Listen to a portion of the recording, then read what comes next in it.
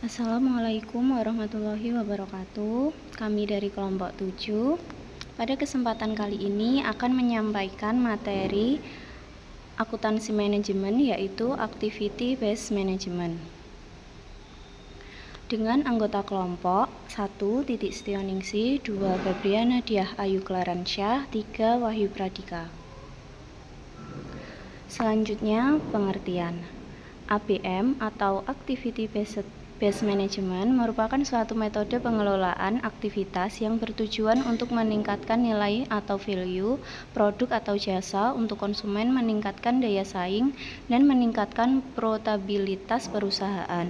Penggunaan ABM akan memberikan manfaat bagi bisnis melalui perbaikan operasi, penggunaan biaya, atau penciptaan nilai bagi konsumen dengan mengidentifikasi sumber daya yang dikeluarkan untuk konsumen, produk, atau jasa. ABM membantu manajemen berfokus pada faktor-faktor sukses perusahaan yang paling penting dan membawa pada keunggulan kompetitif. Selanjutnya, aplikasi ABM dapat dibedakan menjadi dua kategori, yaitu 1. ABM operasional mengarah pada efisiensi operasi, utilisasi aset, dan penggunaan biaya yang lebih rendah. Fokusnya adalah mengerjakan sesuatu dengan benar dan melakukan aktivitas dengan cara yang lebih efisien. Aplikasi ABM menggunakan teknik-teknik manajemen seperti manajemen aktivitas, perekayasaan proses bisnis atau business process re-engineering, THM, dan pengukuran kinerja. 2. ABM strategis mengarah manajemen untuk mendapatkan manfaat dari model biaya ABC melalui pengendalian biaya dan pembuatan keputusan untuk produk individual, layanan, dan konsumen. ABM strategis bekerja melalui pengubahan kombinasi aktivitas menjauhi aplikasi-aplikasi mahal dan tidak menguntungkan, sehingga pendapatan akan lebih besar daripada biaya aktivitas yang dibutuhkan. Selanjutnya, Activity Based Costing dan Activity Based Management. ABC merupakan kegiatan ABM yang digunakan untuk hal-hal berikut ini. 1. Mendesain produk atau jasa untuk memenuhi bahkan melebihi keinginan konsumen dan mampu menghasilkan laba yang lebih besar. 2. Memberi tanda untuk melanjutkan atau menghentikan perbaikan kualitas, kecepatan, dan efisiensi yang berkelanjutan. 3. Mengarahkan penentuan bauran produk dan keputusan investasi. 4. Memilih pemasok. 5. Negosiasi produk, fitur, kualitas, dan layanan untuk konsumen. 6. Memanfaatkan proses distribusi dan layanan pada konsumen sasaran secara efisien dan efektif. 7. Meningkatkan nilai produk dan jasa perusahaan. Selanjutnya ada analisis nilai proses atau proses value analysis, seperti pada bagian berikut ini. Dimensi sumber daya, aktivitas, produk, dan konsumen. Terjadi analisis pemicu, analisis aktivitas, dan analisis kerja. Selanjutnya, analisis pemicu mencari akar penyebab. Tujuan analisis pemicu adalah untuk mengetahui akar penyebab munculnya suatu aktivitas. Analisis pemicu sendiri diartikan sebagai sebuah usaha untuk memperluas identifikasi faktor-faktor yang menjadi akar penyebab biaya aktivitas. Misalnya, manajemen dapat mengetahui penyebab munculnya biaya pemindahan bahan adalah tata letak bangunan pabrik setelah melakukan analisis pemicu. Jika penyebab tersebut dapat diketahui, maka manajemen dapat mengambil tindakan untuk meningkatkan kualitas aktivitas. Misalnya dengan melakukan penataan ulang tata letak bangunan pabrik sehingga dapat mengurangi biaya pemindahan bahan. Selanjutnya ada analisis aktivitas, identifikasi, dan penentuan kandungan nilai. Inti analisis nilai proses adalah analisis aktivitas. Analisis aktivitas adalah proses mengidentifikasi, menjelaskan, dan mengevaluasi aktivitas-aktivitas yang dilakukan oleh sebuah organisasi. Analisis aktivitas harus menghasilkan 4 keluaran seperti berikut ini. 1. Aktivitas yang dilakukan. 2. Jumlah orang yang melakukan aktivitas. 3. Jumlah sumber daya dan waktu yang digunakan untuk melaksanakan aktivitas. 4. Penentuan nilai aktivitas terhadap organisasi, termasuk rekomendasi untuk memilih dan mempertahankan hanya aktivitas yang bernilai tambah. Selanjutnya, laporan biaya bernilai tambah dan tidak bernilai tambah. 1. Aktivitas bernilai tambah merupakan aktivitas yang memenuhi hal-hal berikut ini. 1. Adanya perubahan bentuk. 2. Bentuk yang dihasilkan tidak diperoleh dari aktivitas sebelumnya. 3. Aktivitas lain menjadi dapat dilakukan. 4. Untuk memenuhi permintaan konsumen. 5. Mendorong pembelian komponen produk. 6. Kontribusi terhadap kepuasan konsumen. 7. Salah satu langkah penting dalam proses bisnis. 8. Untuk memecahkan atau menghilangkan masalah kualitas. 9. Dilakukan atas permintaan konsumen atau memuaskan mereka. Selanjutnya, aktivitas tidak ternilai tambah adalah aktivitas yang memiliki ciri-ciri seperti berikut ini. 1. Dapat dihilangkan tanpa mempengaruhi bentuk, kenyamanan, atau fungsi produk atau jasa. 2. Menimbulkan pemborosan dan hanya memberikan sedikit nilai tambah bagi produk atau jasa atau bahkan tidak memberi nilai tambah sama sekali. 3. Dilakukan karena adanya efisiensi atau kesalahan dalam aliran proses. 4. Pekerjaan ulang atau suatu pekerjaan yang telah dilakukan pada bagian atau departemen lain. 5. Dilakukan untuk mengawasi masalah kualitas. 6. Menghasilkan output yang tidak perlu. Selanjutnya ada laporan biaya bernilai tambah dan tidak bernilai tambah. Salah satu metode yang dapat digunakan adalah penentuan biaya Kaizen atau Kaizen costing. Kaizen adalah istilah Jepang yang artinya memperbaiki berkelanjutan. Fokus utama Kaizen adalah menginformasi dan memotivasi manajer untuk melakukan pengurangan terhadap biaya dan bukan pada akurasi perhitungan biaya produk. Analisis aktivitas dapat mengurangi biaya dengan 4 cara seperti berikut ini. 1. Penghapusan aktivitas atau activity eliminasi. 2. Pemilihan aktivitas atau activity selection. 3. Pengurangan aktivitas atau activity reduction. 4. Pembagian aktivitas atau activity sharing. Selanjutnya ada laporan biaya bernilai tambah dan tidak bernilai tambah.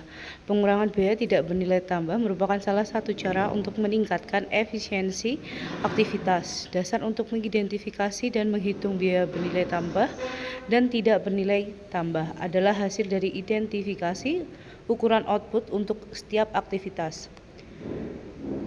Hasil identifikasi ukuran output digunakan untuk menentukan jumlah standar setiap aktivitas. Biaya bernilai tambah dan biaya tidak bernilai tambah dapat dihitung dengan formula biaya bernilai tambah sama dengan KS kuantitas sesungguhnya output penambah nilai untuk sebuah aktivitas dikali kuantitas aktual atau sesungguhnya output sebuah aktivitas yang digunakan. Selanjutnya ada biaya tidak bernilai tambah, yaitu kuantitas aktual KA dikurangi KS kuantitas sesungguhnya output penambah nilai untuk sebuah aktivitas dikali harga standar per unit untuk ukuran output aktivitas. Selanjutnya ini ada contoh dari Praga 7.2 yaitu data aktivasi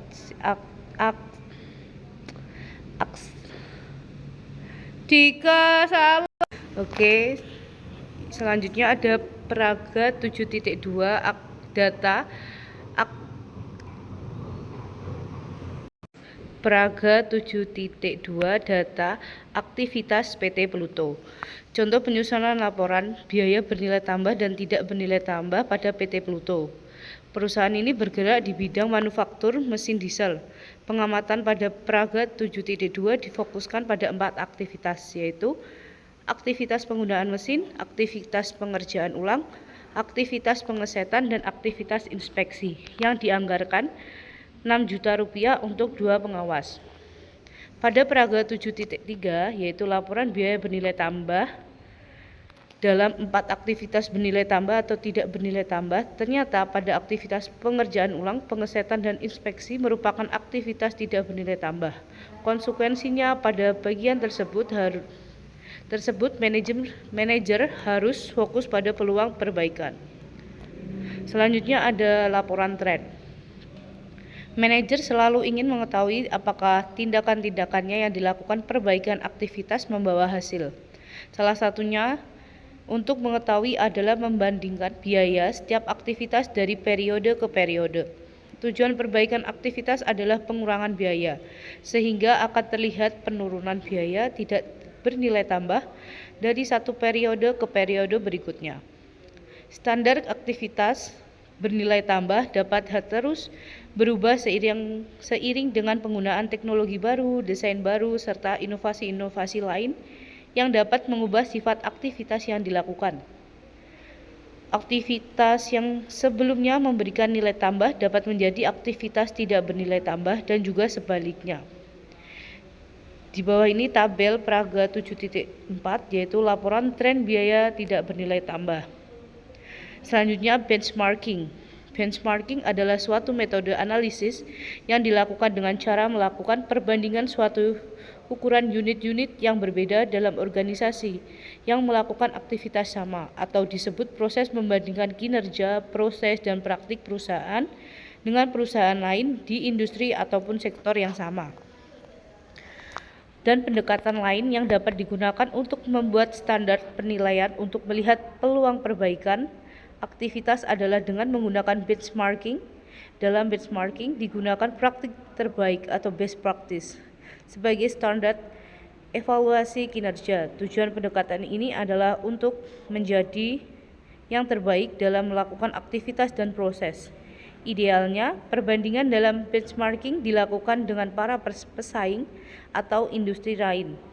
Namun, seringkali terdapat kesulitan dalam mendapatkan data untuk melakukan benchmarking dengan pihak eksternal, dikarenakan data-data yang diperlukan berkaitan atau mengandung rahasia perusahaan sehingga tidak dipublikasi secara luas. Selanjutnya adalah penganggaran fleksibel aktivitas atau activity flexible budgeting. Dalam pendekatan tradisional, aktivitas disusun menurut asumsi bahwa semua biaya hanya disebabkan oleh satu pemicu biaya, atau lazimnya menggunakan jam tenaga kerja langsung. Semua formulasi perhitungan biaya untuk setiap unsur biaya adalah hasil fungsi dari tenaga kerja langsung yang dilakukan untuk memprediksi besaran biaya berapapun banyaknya aktivitas, yaitu di Praga 7.5 yaitu penganggaran fleksibel tradisional. Pada bab 6, variasi biaya disebabkan oleh lebih dari satu pemicu secara tidak langsung, serta kemampuan memprediksi perubahan biaya aktivitas melalui pengukuran output aktivitas dibutuhkan agar manajer lebih berhati-hati dalam melakukan perencanaan dan memonitor kinerja aktivitas. Ini adalah tabel dari penganggaran fleksibel aktivitas, lalu ada laporan kinerja berbasis aktivitas, dan Praga 7.8 yaitu perhitungan selisih anggaran per komponen. Baik, yang selanjutnya ada analisis selisih biaya tetap aktivitas pada Praga 7.9. Bagian 1 ditunjukkan analisisnya. Berdasarkan analisis tersebut akan ditentukan tindakan yang dapat diambil di masa depan. Seperti pada tabel berikut, bahwasanya tertulis untuk biaya tetapnya sesungguhnya ada di 65 juta. Untuk biaya tetap dianggarkannya ada 6 juta, maka selisih pengeluarnya itu ada di 5 juta. Seperti itu dan seterusnya. Oke, lanjut, ini untuk selisih kapasitas tidak digunakannya. Seperti tabel seperti ini ya teman-teman. Baik, lanjut ada di ini ya, life cycle cost budgeting. Biaya siklus hidup atau life cycle cost adalah semua biaya yang berkaitan dengan seluruh siklus hidup kecuali produk, dimulai dari tahapan pengembangan, perencanaan, desain, dan pengujian, tahapan produksi atau aktivitas pengubahan bentuk atau konversi, dan pendukung logistik atau diantaranya pengadvertasian, distribusi, garansi, dan servis. Ditunjukkan pada Praga 7.10, analisis selisih biaya aktivitas variabelnya. Ini untuk kurva. Seperti terlihat pada Praga 7.11 kurva tadi, kurang lebih itu 90% dari biaya produk terjadi pada tahapan pengembangan sehingga sangat masuk akal jika manajemen itu memusatkan usahanya untuk mengurangi biaya produk pada tahapan ini. Serta peluang sebenarnya untuk mengurangi biaya produk berada pada tahap sebelum proses manufaktur itu dilakukan. Selanjutnya ada biaya target. Biaya target itu adalah selisih antara harga jual produk untuk mendapatkan pangsa pasar yang diinginkan dengan laba per unit yang diinginkan. Dan penentuan biaya target pada awalnya merupakan sebuah metode yang lazim dipergunakan untuk perusahaan di Jepang. Mereka menggunakan penentuan biaya target untuk memotivasi para ahli produk untuk memilih desain yang dapat diproduksi pada biaya yang rendah. Inti penentuan biaya target adalah silogisme sederhana berikut ini. Yang pertama itu ada biarkan pasar yang menentukan harga jual produk pada masa depan. Yang kedua, berdasarkan harga jual tersebut, tentukan margin laba yang diinginkan. Ketiga, sisa harga jual dikurangi margin laba adalah biaya target produk yang harus diproduksi. Baik, kinerja tidak selalu hanya ini ya untuk pengukuran non keuangan aktivitas, kinerja aktivitas. Kinerja tidak selalu hanya dapat diukur dari aspek keuangannya saja. Dalam sistem akuntansi pertanggungjawaban akuntansi kontemporer, pengukuran non keuangan untuk kinerja juga memiliki peran penting. Pada lingkungan bisnis tradisional yang relatif stabil, kinerja diukur dengan membandingkan antara hasil yang sesungguhnya dengan standar yang telah ditentukan sebelumnya. Salah satu cara untuk meningkatkan peran pekerja adalah pengukuran kinerja operasional. Pengukuran operasional berfokus itu pada ukuran fisik kinerja aktivitas. Nah, jadi pengukuran non keuangan kinerja aktivitas itu dibagi menjadi 3 bagian. Untuk yang pertama itu ada pengukuran efisiensi, di mana kinerja efisiensi diukur dengan membandingkan antara output yang dihasilkan dengan input yang dipergunakan. Pada pengukuran kinerja operasional, lazimnya output untuk proses produksi diukur dalam satuan unit produksi. Tujuan pengukurannya adalah untuk meningkatkan produktivitas aktivitas penerimaan. Yang selanjutnya, pengukuran kualitas. Pengukuran kualitas adalah pemenuhan harapan atau bahkan melebihi harapan konsumen. Ukuran operasional kualitas sangat ditentukan oleh jenis aktivitas atau proses dan input yang digunakan. Tujuannya adalah untuk mengetahui perkembangan kualitas yang dicapai perusahaan dan memberikan motivasi kepada para pekerjanya. Lanjut ada pengukuran waktu, di mana terdapat 2 karakteristik yang berkaitan dengan kinerja waktu, yaitu keandalan reliability dan daya tanggap responsiveness. Keandalan berarti ketepatan waktu output dari aktivitas dapat disampaikan pada konsumennya. Ini dapat diartikan sebagai kemampuan memenuhi waktu pengiriman yang dijanjikan. Kalau daya tanggap pengukuran lama, waktu tunggu yang dibutuhkan untuk menghasilkan output yang dibutuhkan. Tujuannya adalah untuk mengurangi waktu tunggu. Nah, salah satu cara untuk mencapai tujuan ini adalah dengan mengaitkan waktu siklus produksi dengan biaya produksi dan memberikan penghargaan kepada manajer operasional yang berhasil mengurangi biaya. Oke, baik teman-teman, selanjutnya ada pengukuran waktu, di mana sebuah standar biaya bernilai tambah dapat ditentukan dengan rumus sebagai berikut. Biaya standar per menit sama dengan biaya konversi pada sel per jumlah menit tersedia. Yang selanjutnya yaitu biaya konversi dapat dihitung dengan cara sebagai berikut.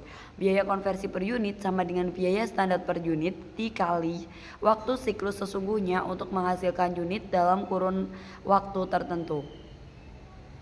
Baik, yang selanjutnya ada pengukuran operasional berbasis waktu yang dapat digunakan manajer adalah menghitung keefektifannya, yaitu siklus produksi atau dikenal dengan manufacturing cycle of efficiency MCA yang diformulasikan sebagai berikut pada Praga 7.12. Oke, untuk MCA sama dengan waktu bernilai tambah per waktu bernilai tambah ditambah waktu tidak bernilai tambah, di mana waktu bernilai tambah adalah waktu yang dibutuhkan untuk mengubah bahan baku menjadi barang jadi. Waktu untuk aktivitas lain sebenarnya merupakan waktu untuk melakukan semua aktivitas tidak bernilai tambah atau seperti pemindahan bahan, inspeksi, dan waktu tunggu. Idealnya, waktu yang dibutuhkan dan aktivitas tidak bernilai tambah adalah 0, sehingga nilai MCA yang terbaik adalah 1. Semua upaya yang dilakukan untuk mendekati MCA sama dengan 1 pada hakikatnya adalah upaya pengurangan biaya. Baik, terima kasih buat teman-teman semuanya. Mungkin itu saja yang dapat kami sampaikan. Banyak kurangnya mohon maaf. Wallahul muwaffiq ila aqwamit thoriq. Wassalamualaikum warahmatullahi wabarakatuh.